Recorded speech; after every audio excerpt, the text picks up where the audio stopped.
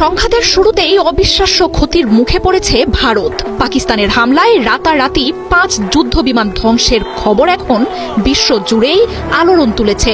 বুধবার ভোরে পাকিস্তানের পক্ষ থেকে ভারতের ভূখণ্ডেই বিমান ধ্বংসের কথা জানানো হয়। আন্তর্জাতিক গণমাধ্যমগুলো ভারতীয় যুদ্ধ বিমানের ধ্বংসাবশেষের ছবি প্রকাশ করায় এর সত্যতাও মিলেছে। আর এর মধ্য দিয়ে ভারতীয় প্রোপাগান্ডার বিরুদ্ধে আবারও পাকিস্তানের দাবি সত্যি প্রমাণ হলো।